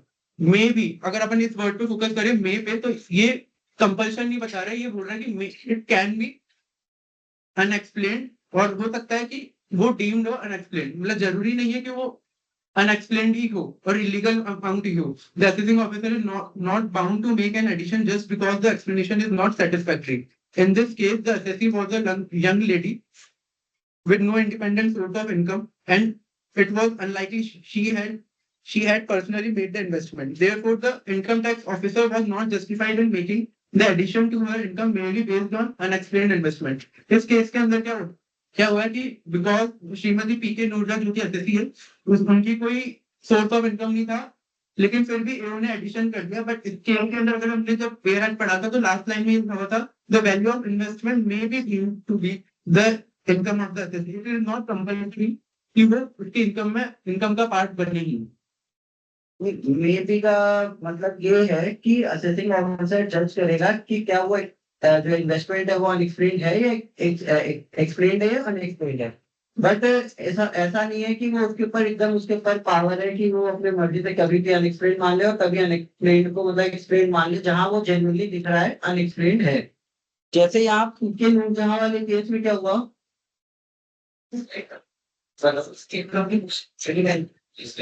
हाँ हाँ, अगर search हुई और उसमें document में मिला कि मैंने लोन ले रखा था, हाँ, उसका भी सेक्शन 68 में होगा अगर उन पार्टीज का अपन जेन्युइननेस नहीं बता पाते और अदरवाइज लोन कैपिटल नहीं देते तब कोई एडिशन नहीं होता। बुक्स में नहीं आ रहे उसको अगर अपन ये प्रूव कर सकते हैं कि वो लोन है तो लोन कैपिटल में से कोई भी उसका कोई एडिशन नहीं होगा। लेकिन ये पता चलता है कि इन पार्टियों के बैंक में हमने पैसा जमा करवाया और आज 10 लाख रुपए जमा कराया और उन्होंने अगले दिन हमारे बैंक में ट्रांसफर कर दिए। अब तो उस 10 लाख का जो बैंक में ट्रांसफर है उसको लोन बता रहे तो वो अनएक्सप्लेन्ड माना जाएगा। और उसका एडिशन सेक्शन 68 में होगा कैश क्रेडिट में। और अगर सिर्फ लोन है जनरली उस पार्टी से हमने कैश में लोन लिया है या बैंक में लोन लिया है तो सिर्फ लोन का कोई एडिशन नहीं होगा क्योंकि वो कैपिटल रिसोर्स है उसके अंदर इंटरव्यू भी करना है उसको बाद में, उसका कोई एडिशन नहीं होगा। उसमें पेनल्टी लगेगी 20,000 से ऊपर कैश लोन मिलेगी, उसका अलग से इनकम का कोई एडिशन नहीं होगा, पेनल्टी लगेगी 269 एसेट्स में। अब ये पीके नूरजहां वाला जो केस है इसमें उस लेडी के पास कोई इनकम तो है नहीं बट उसके पास प्रॉपर्टीज है तो असेसिंग ऑफिसर ये तो उसने आइडेंटिफाई कर लिया कि ये अनएक्सप्लेन्ड इन्वेस्टमेंट है, इसकी अनएक्सप्लेन्ड मनी है। बट जो उनका लीगल काउंसिल होगा या जो भी उनका एडवोकेट होगा उसने ये काउंट किया कि ये लेडी है इसके पास कोई सोर्स ऑफ इनकम नहीं है, वो कोई जॉब नहीं करती थी, वो कुछ भी वैसा काम नहीं कर रही शायद स्कूल या कॉलेज में भी। तो उनका ये कहना था कि ये इनकम इसकी खुद की नहीं है, अगर इसका एडिशन होगा भी तो उसके पेरेंट्स के हैंड्स में या जिसके भी हैंड्स में जिसने वो इन्वेस्टमेंट कर रहे हैं एक्चुअल में उनके हैंड्स में होना चाहिए। तो कोर्ट ने इस पॉइंट पर रिलीव दिया कि इसकी खुद की कोई इनकम नहीं है तो इसके पास कोई ऐसा नहीं है कि अनडिस्क्लोज्ड सोर्स से इनकम आ रही जिसपे ये टैक्स चुका रही हो, तो उस केस पे उसको रिलीफ मिली। अदरवाइज अगर आपका धार्मिक पर्पज से समझो तो ये एक्सप्लेन नहीं करने के लिए। Next section is के अंदर section number 69A unexplained money, where in any financial year the assessee is found to be the owner of any money, bullion, jewelry or other valuable articles and such money, bullion, jewelry or valuable articles is not recorded in the books of accounts, if any maintained by him for any source of income, and the assessee offers no explanation about the nature and source of acquisition of that money, bullion, jewelry or other valuable articles, or the explanation offered by him is not in the opinion of the assessing officer satisfactory, the money and the value of the bullion, jewelry or other valuable article may be deemed to be the income of assessee for such financial year. Similarly, इस case के अंदर इस section में भी unexplained इस section में भी अगर आपके पास कोई अनएक्सप्लेन्ड मनी, बुलियन, ज्वेलरी और वैल्यूएबल आर्टिकल रिसीव हुआ है या फिर during the course of search मिला है तो और वो उसका कोई एक्सप्लेनेशन नहीं है, कोई भी बिल्स नहीं है, कोई भी बुक्स ऑफ अकाउंट्स में उसका कोई रिकॉर्ड नहीं है और वो सोर्स ऑफ इनकम से बहुत ज्यादा वैल्यूएबल है और असेसी कुछ भी एक्सप्लेनेशन ऑफर नहीं कर पा रहा है तो वो असेसिंग ऑफिसर उसका अमाउंट और जो भी the cost of the jewellery और जो भी प्राइस है उसकी वैल्यू है उसे ऐड कर देगा और उसकी इनकम अनएक्सप्लेन्ड इनकम मान लेगा अंडर सेक्शन 69A। इस पे एक केस लॉ है श्री सुखराम वर्सेस एसीआईटी और इसके अंदर Shri Sukhram ji is the former union minister of Congress government. Facts of the case are the income tax department search the assessee residential premises in New Delhi and Mandi, Himachal Pradesh and recovered a large amount of cash. Initially, the assessee denied possession but later admitted ownership in a sworn statement that was never retracted. To rebut the statutory presumption under section 132(4)(a), the assessee claimed the cash belonged to the Congress party, not him. However, he provided no supporting evidence. The revenue department, that is the income tax department, verified this claim by recording statements of Congress party president Shri Sitaram Kesri and treasurer Shri Ahmed Patel. Both of them denied any connection with the seized cash. The party books of accounts also show no links to the recovered amount. अब इसके अंदर ये है कि weather जो अतिथि है श्री सुखराम जी, क्या वो जेन्युइननेस प्रूव कर सकते हैं या उनकी स्टेटमेंट की क्रेडिबिलिटी प्रूव कर सकते हैं, बिकॉज यहाँ पे कांग्रेस पार्टी के प्रेसिडेंट ने और ट्रेजरर ने कम्प्लीटली डिनाई किया है, और जो बुक्स ऑफ अकाउंट्स है कांग्रेस पार्टी की वो भी कोई लिंक नहीं शो कर रही है फ्रॉम द रिकवर्ड मनी। अब इसके अंदर द पोजीशन, इस सेक्शन के अंदर यही माना जाएगा कि जो भी कैश मिला है वो उस पर्टिकुलर पॉइंट ऑफ टाइम पे जिस जगह से मिला है और जिस ओनर ऑफ दैट प्रीमाइसेस है उसी का ही माना जाएगा। इसके अंदर जब कोर्ट का जजमेंट है, the court dismissed the appeal holding that the assessee failed to rebut the statutory presumption under section 132(4)(a) and consequently the addition under section 69(a) was justified। जो भी एओ ने जो एडिशन किया था of that unexplained money found from the premises वो justifiable है। No substantial question of law arose for consideration as the issue was decided purely on facts। Section 69(a) connection इसका unexplained cash in possession becomes taxable when there is no credible explanation। Here जो सीताराम, जो सुखराम जी, हाँ श्री सुखराम जी ने जो भी explanation दिया था was not credible, इसलिए वो उसका एडिशन हो गया and burden lies on the assessee to prove non ownership। तो 69 देखा था अनएक्सप्लेन्ड इन्वेस्टमेंट है, वैसे 69A है अनएक्सप्लेन्ड मनी। अनएक्सप्लेन्ड मनी में क्या आ गया, मनी मुझे ज्वेलरी।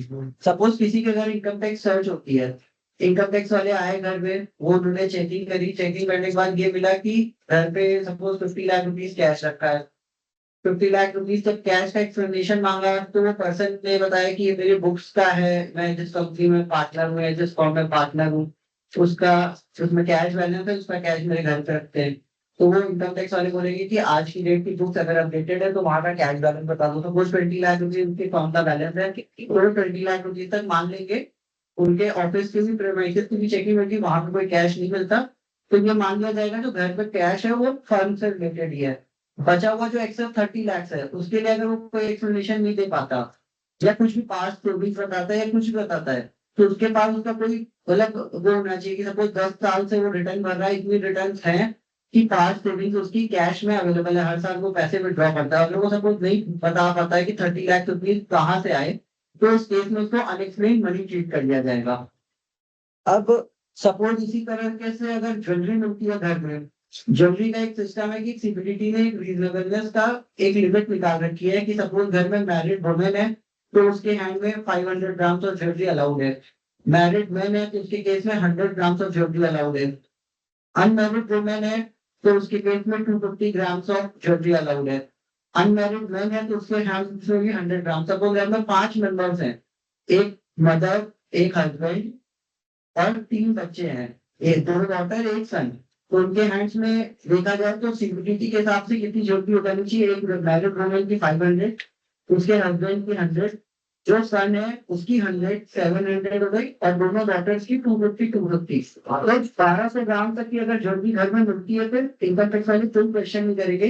ये माना जाएगा कि क्योंकि अपने इंडियन कस्टम के हिसाब से अपन फंक्शंस में शादियों में ज्वेलरी लेते भी हैं, घर पे आती भी है, देते भी हैं, तो 1200 ग्राम तक तो उनको एग्जाम हो जाएगी। लेकिन सपोज 1200 ग्राम मिलनी चाहिए और उनके घर मिली 5 किलो ज्वेलरी, 5000 ग्राम हो गई, तो उस केस में 3800 ग्राम का पूछा जाएगा कि सोर्स क्या है। अगर आपने बैंक से परचेज करें तो आपके लिए वो वैलिड रीजन है, आप बता सकते हैं कि मेरे बैंक से मेरा ऐसा पेमेंट है, मेरे बैंक में अमाउंट था इतना। अगर आप उसको नहीं एक्सप्लेन कर पाते तो वो भी 69A में अनएक्सप्लेन मनी माना जाएगा, तो उसके ऊपर वही 71% की फिर टैक्स रेट लगाई जाएगी। तो अनएक्सप्लेन मनी में मनी ज्वेलरी बुलियन आ गए, silver bricks and gold bricks, और ये सारी चीज अगर एक्सेस में पाई जाती है और आप उसे एक्सप्लेन नहीं कर पाते हो तो उस पर भी 78% की टैक्स लगेगी। अब उसने जो केस में डिस्कस किया उसमें कोई एक कांग्रेस का पर्सन था जिसके यहाँ सर्च में कैश मिला, उसने उस समय सर्च में उसको कुछ कैश के पहले तो ओनरशिप डिनाई कर दी कि मेरे से रिलेटेड नहीं है। तो इनकम टैक्स में एक सेक्शन है 292C, मतलब उसमें ये प्रिजम्पशन है कि आपके घर पे अगर कोई कागज या ज्वेलरी या पैसा मिला है तो प्राइमरीली यही माना जाएगा कि ये आपसे रिलेटेड ही है, तो आप मना तो कर नहीं सकते, या फिर कोई ना कोई एविडेंस ऐसा दो कि ये पता चल जाए कंफर्म हो कि किसी और का है और वो सामने वाला पर्सन को एक्सेप्ट करना चाहिए मेरे से रिलेटेड है। तो पहले तो इस पर्सन ने अपना ओनरशिप डिनाई कर दी है, मेरे से रिलेटेड नहीं है। फिर बाद में जब उससे पूछा गया तो उसने कहा ये कांग्रेस पार्टी से रिलेटेड है, बट कांग्रेस पार्टी के जब जो टॉप लीडर्स है उनसे जब पूछा गया तो उनसे जब पूछा गया तो उन्होंने कहा कि कांग्रेस पार्टी जो इस चीज का प्रॉब्लम नहीं है, ये पर्सन का पूछा है और जो पर्सन उसका कोई एक्सप्लेनेशन दे नहीं पा रहा था क्योंकि वो अपने बार बार स्टैंड चेंज कर रहा था, तो अल्टीमेटली उसको उसके हैंड में डिक्लोर माना गया। तो सपोज उसके जो भी 50 लाख या 1 करोड़ जो भी उस समय कैश मिला हुआ है जनता भी केस है वो पूरा का पूरा टैक्स बन रहा होगा उसके लिए।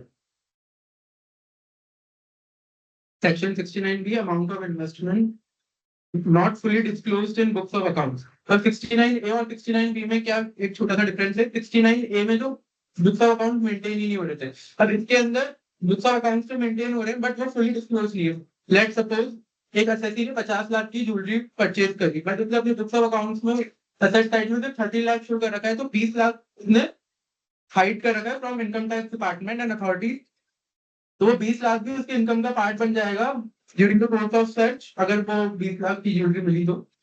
Wherein any, मैं बेरा क्रिएट करता हूँ, wherein any financial year the assessee has made investments or is found to be the owner of any bullion, jewelry or other valuable articles, and the assessing officer finds that the amount expended on making such investments or in acquiring such bullion, jewelry or other valuable articles exceeds the amount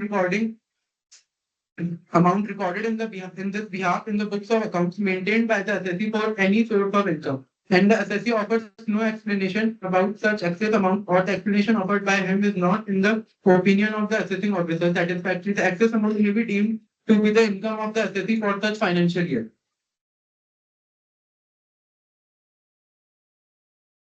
वैसे तो 69, 69A, 69B सब same से ही है, subject बहुत और language different है।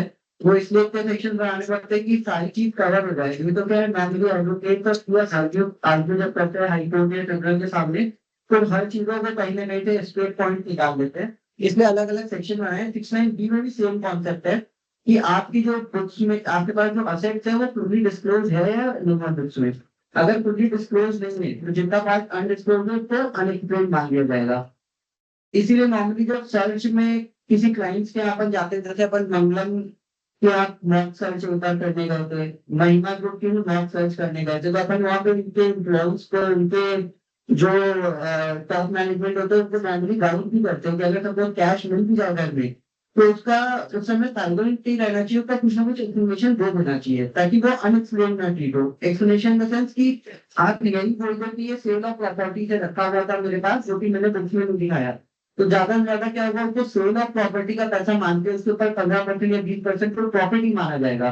तब वो 1 करोड़ का कैश मिलता है तो ये माना जाएगा कि ये उसी सेल ऑफ प्रॉपर्टी के ऊपर कौन मनी आया था, कैश आया था, जो कि मैंने बुक्स में नहीं दिखाया, तो उसके ऊपर 20% उसके अगर प्रॉफिट रेट है या 25% है तो 25 लाख को इनकम मानेंगे और उसको भी 30% से टैक्स लगेगा। तो 25% पे 30 लाख से टैक्स लगा तो होगा 7.5-8 लाख का टैक्स आया। ऐसे 1 करोड़ के कैश के ऊपर अगर आप कुछ एक्सप्लेनेशन नहीं देते हो तो उसका 78 लाख 80 लाख का टैक्स चला जाएगा।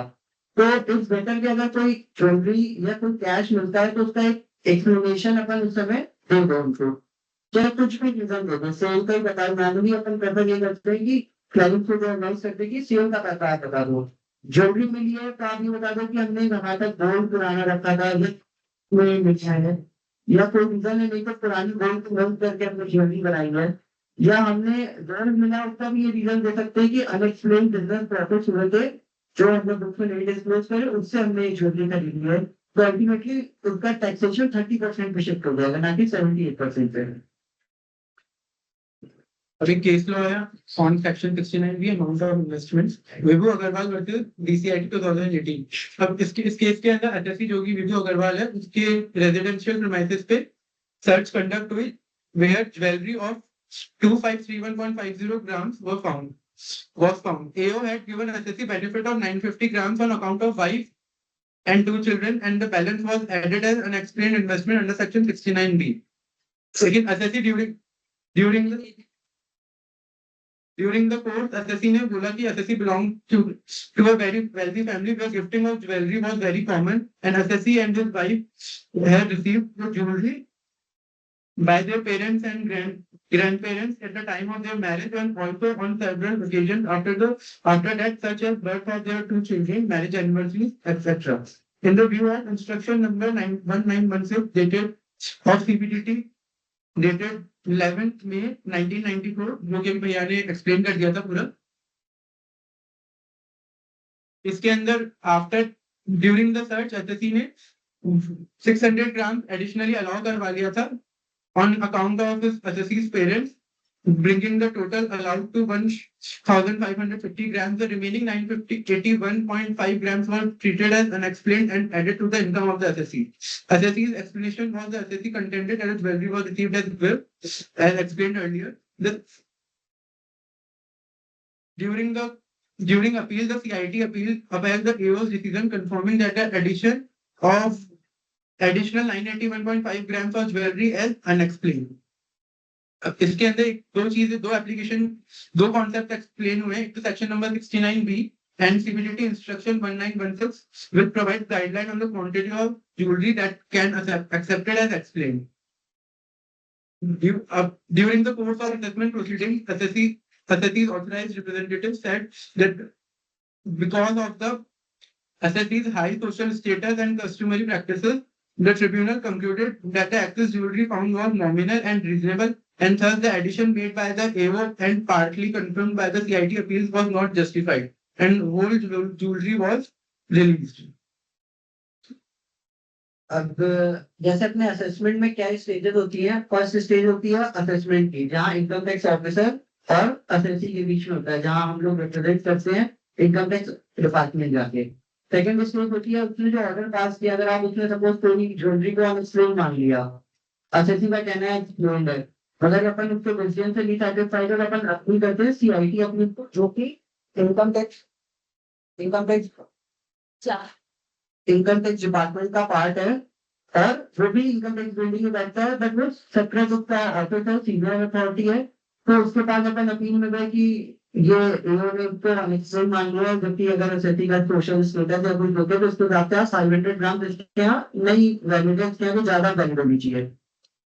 तो CIT अपील्स भी जज बिकॉज की इनकम टैक्स अथॉरिटी का पार्ट है, वो भी इनकम टैक्स डिपार्टमेंट का ही पार्ट है, तो वो इनकम टैक्स एक्ट को फॉलो करता है और वो बोलता है इनका 500 ग्राम से अलाउ करेंगे। लेकिन जैसे CIT अपील्स के ऊपर अपन अपील पे जाते हैं, ITAT या हाई कोर्ट, वो दोनों इनकम टैक्स डिपार्टमेंट के पार्ट नहीं है, वो जुडिशरी के पार्ट है, तो वो इंडिपेंडेंटली थिंक करते हैं। वो कोई चीज इनकम टैक्स एक्ट में नहीं भी प्रोवाइडेड है, और अगर उनको लगता है कि ये चीज का बेनिफिट अलाउ होना चाहिए असेसी को, तो वो उस चीज का भी बेनिफिट देते हैं। तो ITAT और हाईकोर्ट के बहुत सारे ऐसे जजमेंट है जहाँ 500 ग्राम से होकर 16 ग्राम की होगी तब वो अलाउ कर रखा है, मतलब वो एक्सेस ज्वेलरी पे अंदर बेसिस पर फैमिली स्टेटस जज करते हैं, ना कि सिक्योरिटी स्टेटस के बेसिस पर। तो इस केस में भी नहीं रहा, अंदर उसकी ज्वेलरी एक्सेस थी जो सिक्योरिटी सर्कुलर के हिसाब से होनी चाहिए, लेकिन ITAT ने फैमिली बैकग्राउंड को देखते हुए, उनके कस्टम्स को देखते हुए ये कहा कि इनके केस में ज्यादा अलाउ होनी चाहिए, तो उसने वो अनएक्सप्लेन्ड का एडिशन हटा दिया। Section 69C, unexplained expenditure, wherein any financial year an assessee has incurred any expenditure and he offers no explanation about the source of such expenditure or part thereof, or the explanation, if any, offered by him is not in the opinion of assessing officer satisfactory. The amount covered by such expenditure or part thereof, as the case may be deemed to be the income of the assessee for such financial year, provided that notwithstanding anything contained in any other provision of this act, such unexplained expenditure which is deemed to be the income of the assessee shall not be allowed as deduction under any head of income. अगर let's suppose एक example लेते हैं, अगर कोई assessee है, उसकी salary is around 15 lakh per annum, but वो बहुत फ्रीक्वेंटली ट्रैवलिंग के लिए जा रहा है अब्रॉड, और वेडिंग उसने अपनी डॉटर की बहुत लेविश वेडिंग की है, और and he spended around 50-60 lakh rupees, तो अब वो जो अनएक्सप्लेन्ड, अब वो जो रिमेनिंग अमाउंट है, अब वो तो सैलरीड प्रोफेशनल है, 15 लाख उसकी सैलरी है, तो एडिशनल अमाउंट कहाँ से आया? तो अगर he is not able to explain or prove genuineness of that expenditure, या फिर तो जो amount of additional expenditure है will form part of his income and taxes will divide. इस पे एक केस लॉ है, हीना James versus ACIT 2024, where AO treated entire purchases made by assessee from two parties as bogus purchases and made addition to assessee's income, invoking section 69C, since assessee had filed details of purchases made and corresponding quantity of sales made. Entire purchases could not have been added to income of assessee, only profit element in alleged purchase to be added to assessee's income. अब इसके अंदर क्या हुआ है कि एओ ने एक हीना जैन से और उनकी बिजनेस प्रेमाइसेस पे सर्च कंडक्ट हुई। अब असेसी ऑफिसर को कुछ बिल्स मिले और उन्होंने हीना जेम्स ने परचेजेस कर रखी ऑफ जेम ऑर्नामेंट स्टॉक।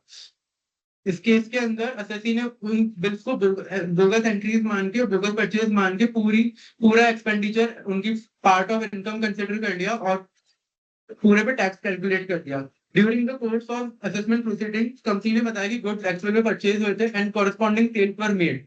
उन्होंने to prove genuineness of the transaction उन्होंने proper record proper tally entries और पेमेंट प्रूफ भी उन्होंने सबमिट किया। अब इसके अंदर एक चीज है कि लीगल इशू है कि 69 सीज पे एप्लीकेबल होगा ही नहीं because it is already recorded in book of account and section 69 में सेक्शन 69 का कुछ भी बुक्स अकाउंट में रिकॉर्ड अपन नहीं कर रहे। अब इसके अंदर if AO is considering all the purchases questionable तो भी पूरा अमाउंट उसके इनकम का पार्ट नहीं बनेगा बिकॉज उसकी साइमल्टेनियसली सेल्स हुई है फर्म की और only profit element will form the part of such unexplained income. तो 69C बेसिकली होता क्या है, जैसे अभी अपन ने अनएक्सप्लेन्ड इन्वेस्टमेंट पहले देखा, फिर अनएक्सप्लेन्ड मनी देखा। इन्वेस्टमेंट मतलब लैंड लिस्टिंग में या कहीं आप इन्वेस्टमेंट कर रहे हो उससे एक्सप्लेन नहीं कर पा रहे। घर के अंदर कोई मनी मिल झुंझू मिल गया जिसको एक्सप्लेन नहीं कर पा रहे। सिमिलरली 69C है अनएक्सप्लेन्ड एक्सपेंडिचर, मतलब आप कोई खर्चे ऐसे कर रहे हो जिसका आपके पास सोर्स ऑफ इनकम ही नहीं है। आप फॉरेन ट्रिप पे जा रहे हो, आपने कैश में मनी कन्वर्ट करा दिया, कैश में ब्रोकर को देके टिकट्स बुक करा दी, तो वो बोला जाएगा कि भाई आपके पास पैसे आए कहाँ से। तो अल्टीमेटली ऐसा आपके पास कोई कैश आ रहा है जो कि किसी इनकम का फॉर्म में आ रहा है, आप उसको रिटर्न्स में शो नहीं कर रहे हो। तो अगर आप ऐसा केस मिलता है और आपका ऐसा एक्सपेंडिचर मिलता है जिसका आप सोर्स नहीं प्रूव कर पाते हो तो उसको भी तो 69C में एडमिशन करेंगे और उस पर भी वही 78% वाली टैक्स रेट लगेगी। अब इसका एक ये केस है जिसमें ये बोगस परचेजेस है। बोगस परचेजेस में मतलब असेसिंग ऑफिसर ने कहा कि आपने इन जो बोगस परचेजेस करी है ये एक्चुअल परचेजेस नहीं है, ये तो सिर्फ प्रूफ प्रोवाइड करते हैं ताकि सामने वाले का प्रॉफिट कम हो जाए या जीएसटी इनपुट मिल जाए या कुछ ऐसी चीज है। तो इस केस में असेसिंग ऑफिसर ने कहा ये परचेजेस जेन्युइन नहीं है, मैं इन परचेजेस को नहीं मानूंगा। असेसी ने कहा ये सारी परचेजेस जेन्युइन है, इनके फंड्स भी है मेरे पास, इनको जो पेमेंट हुआ है वो भी हमने बैंक से किया है, जो बिल्स हैं या जो डॉक्यूमेंट है ट्रांसपोर्ट के वो भी हमारे पास है। तो फर्दर इन बिल्स को आगे सेल भी किया है सेकंड पार्टी को। तो अगर अपन ये पूरी चैन उस असेसिंग ऑफिसर को या उसके अपील अथॉरिटी में उसके ऊपर वाले लेवल वाले को समझा पाएंगे तो ये बोगस जो परचेजेस है जिसको वो अनएक्सप्लेन्ड एक्सपेंडिचर माना जा रहा था वो हट जाएगा। सेक्शन 69D कोई बता सकता है? अपने पास ऑलरेडी डिपार्टमेंट के पास section 69A, B, C already थे तो 69D क्यों इंट्रोड्यूस किया गया? बिकॉज सेक्शन 69D इसलिए इंट्रोड्यूस किया गया क्योंकि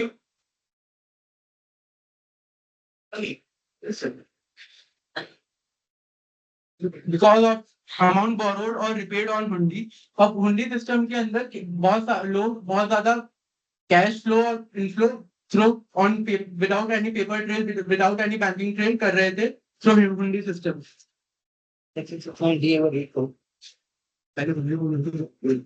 Hundi meaning Hundi refers to a old Indian financial instrument used in trade and credit transactions. They are used as remittance instrument to transfer funds from one place to another, as credit instrument to borrow money, and for trade transactions as bills of exchange. Technically, Hundi is an unconditional order in writing made by a person directing another to pay a certain sum of money to a person named in the order on a certain date.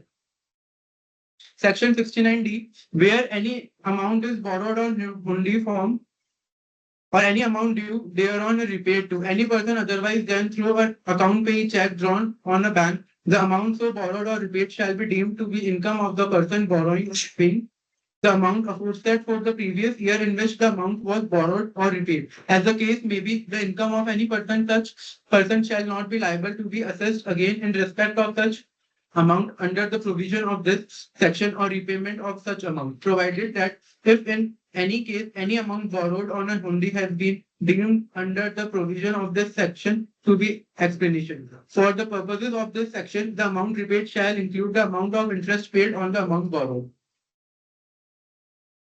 किसी को हुंडी मालूम है क्या होता है, या किसी ने देखा हो, या किसी के घर में कोई पापा वगैरह या कोई फाइनेंस के उसमें इन्वॉल्व हो कि हुंडी एग्जैक्टली होता क्या है?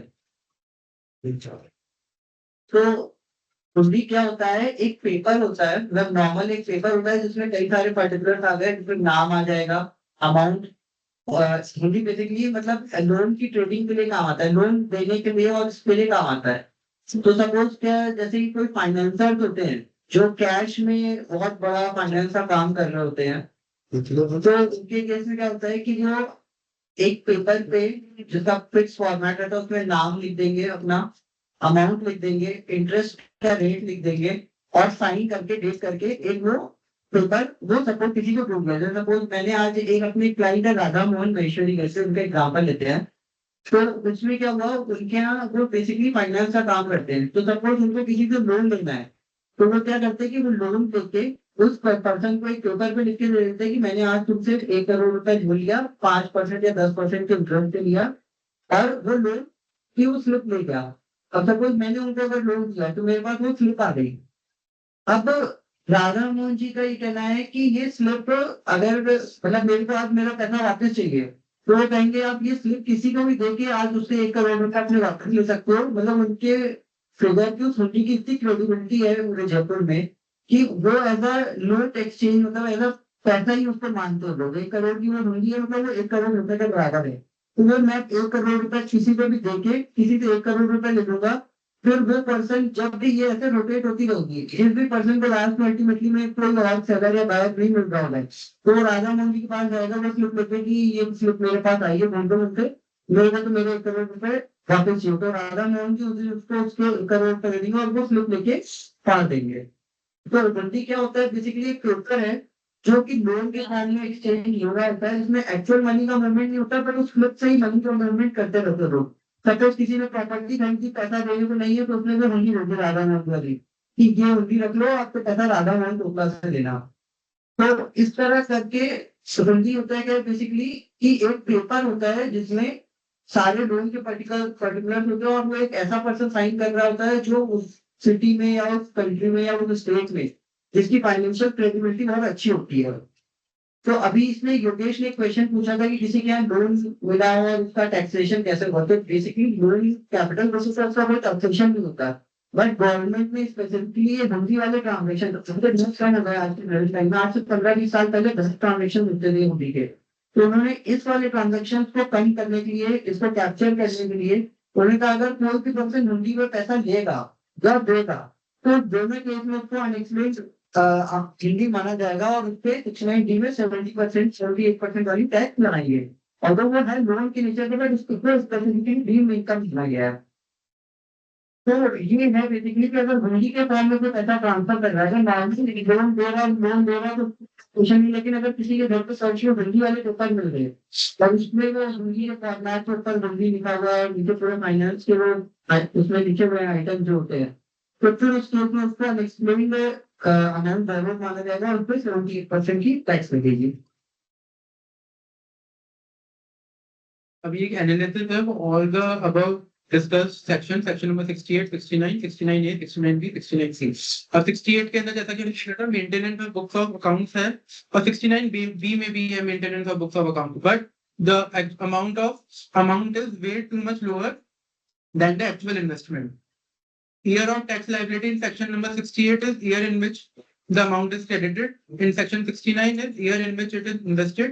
In section 69A, year in which assessee is found as owner. In section 69B, year in which the amount is invested. And in section 69C, year in which it is incurred. The expense are being incurred. Opportunity of being heard during the course of assessment proceedings, 5 cases में मिलेगी।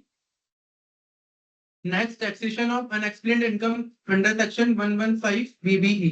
ये एक special provision है under income tax act 1961 which is effective from assessment year 2013-14। ये उस income को cover करता है जो form which form part of section 68 and 69, which lack satisfactory explanation and targets undisclosed income and black money. मैं Bear Act read कर देता हूँ. Where the total income of an assessee includes and in any income referred to in section 68, section 69, 69A, 69B, 69C or 69D and reflected in the return of income furnished under section 139 or determined by the assessing officer include any income referred to above mentioned section. If such income is not covered under clause A, the income tax payable shall be the aggregate of the amount of income tax calculated on the income referred to in clause A and clause B at the rate of 60%, and the amount of income tax with which the assessee would have been chargeable and his total income being reduced by the amount of income referred to in clause I. Notwithstanding anything contained in this act, no reduction in respect of any expenditure or allowance or set off of any loss shall be allowed to the assessee under any provision of this act. In computing his income referred to in clause A and clause B of subsection 1. Section 68, 69, 69A, B and C and D में अगर कोई भी addition होता है तो वो 78% वाले tax rate में होगा. उसका स्पेसिफिकली सेक्शन दे रखा है, सेक्शन 115 BBE. अब सेक्शन 68, 69 में एक चीज और आती है कि अगर सपोज किसी के पास अनएक्सप्लेन्ड कैश क्रेडिट का मिलता है, उसमें हैंड से मिलता है कि उसने बैंक में कहीं से पैसे आए हैं और वो कोर्स नहीं एक्सप्लेन कर रहा. पीछे प्लीज बात मत करो. अगर सपोज उसके हैंड में कोई एंट्री होती है जिसको अनएक्सप्लेन्ड कैश क्रेडिट माना जा रहा है, अब सिमिलरली उसके एक साइड ये भी मिलता है कि उसके कुछ अनएक्सप्लेन्ड खर्चे भी मिल रहे हैं, उसके फॉरेन ट्रिप से वो सब है, तो उस केस में क्या दोनों चीज का एडिशन होगा? तो उस केस में क्या दोनों चीज का एडिशन होगा क्या? अगर सेक्शन 68 में किसी के पास अनएक्सप्लेन्ड क्रेडिट्स भी आ रही है, मतलब पैसे तो आ रहे हैं जो पता चल रहा है लेकिन उसका सोर्स नहीं बता पा रहा. और सिमिलरली 69ABC में कोई इन्वेस्टमेंट या खर्चे मिल रहे हैं, तो क्या दोनों चीज जुड़ेगी अलग अलग सेक्शन में, दोनों में 78% लगेंगे या किसी एक चीज को लगेगा? दोनों इन द सेंस मेरा ये कहना है कि सपोज किसी के पास 10 लाख रुपए आए, घर के अंदर 10 लाख रुपए मिल रहा और फिर उसके बाद सपोज 10 लाख घर में मिल रहा है तो उसका एक्सपेंडिचर तो एडिशन हो जाएगी. किसी के पास बैंक पर 10 लाख की कोई एंट्री होगी और उसको फिर उसने बैंक से ही आगे फॉरेन ट्रिप पे यूज कर लिया या कहीं यूज कर लिया, तो क्या उसको 10 लाख के ऊपर जो आए और उसने जो खर्चा किया उसको क्या 78% मतलब 7.5 लाख 7.5 लाख 2 टैक्स लगेगा, एक ही बार लगेगा, एक ही लगेगा. तो उसका असेसिंग ऑफिसर को डिसाइड करना है कि उसको वैसा अनएक्सप्लेन्ड एक्सपेंडिचर माने या अनएक्सप्लेन्ड कैश क्रेडिट माने. इस केस में नॉर्मली अनएक्सप्लेन्ड कैश क्रेडिट को माना जाएगा, उसके ऊपर 78% टैक्स लगेगा और जो एक्सपेंडिचर है वो अनएक्सप्लेन्ड इसलिए नहीं माना जाएगा क्योंकि उसका सोर्स एक्सप्लेन हो रहा है, किसी अननोन पर्सन से लोन का आया तो उसका एडिशन हो गया अगर, तो फिर दोबारा अनएक्सप्लेन्ड एक्सपेंडिचर का नहीं होगा. Obviously, tax rate and applicability scheme flat 60% on unexplained income plus 25% on the base tax. 60 plus 25, 75%. Health and education plus 4% on tax surcharge. 4% of 75% is 3%. That is, which makes total of 78%. अब एक example लेते हैं tax computation of mister Sharma. इनके पास ₹50 lakh unexplained money है. Base tax rate लगी 60% की, तो amount calculate हुआ 30 लाख. सरचार्ज 25% लगा on 30 lakh, 7.5 lakh. Health and education 37.5 lakh, 4% of 37.5 lakh, which brings total to 39 lakhs. Gross unexplained income is ₹50 lakhs. Total taxes paid 39 lakh. Net income retained is 11 lakh. एक case law है on section 115 BBE.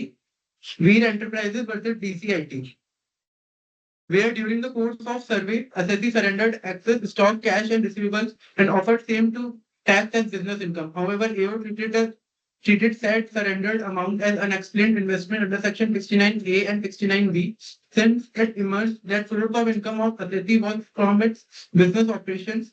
Income surrendered by assessee during the course could not be brought to tax under deeming provisions of section 69A and section 69B.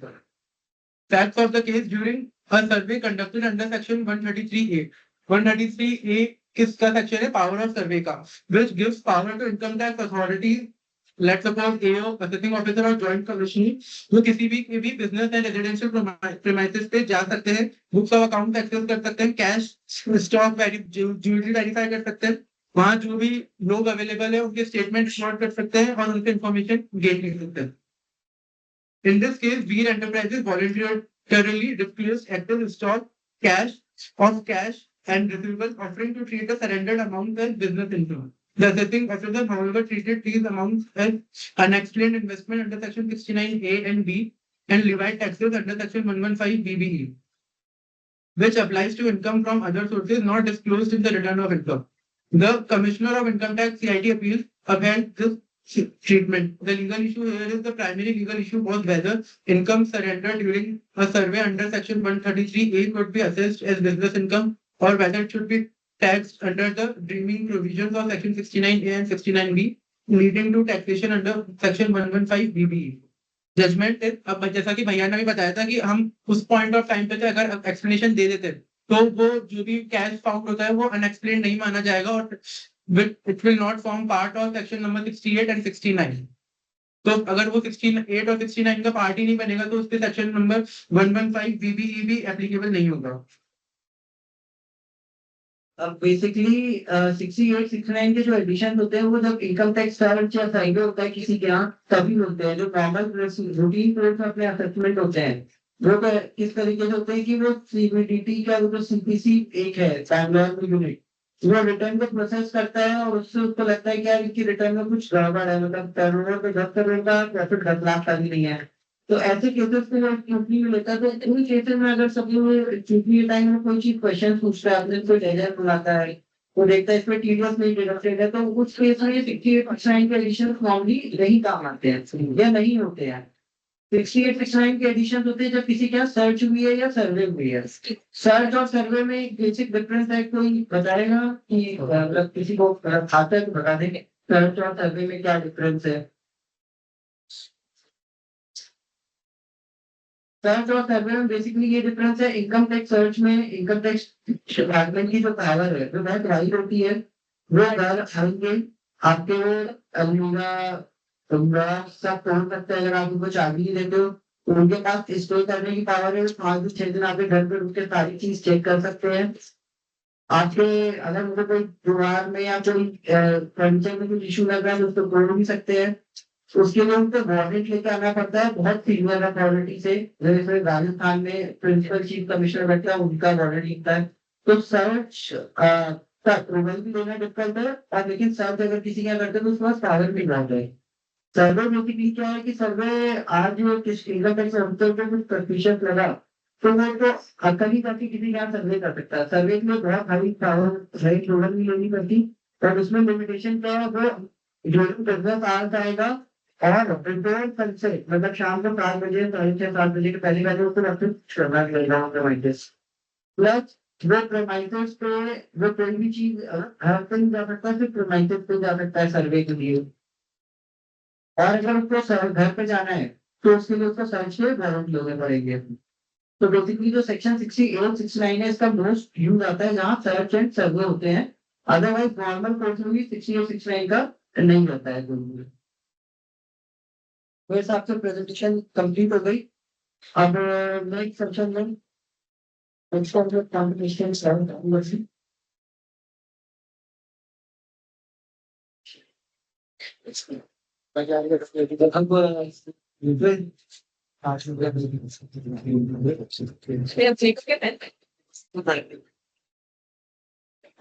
Doubt है या कुछ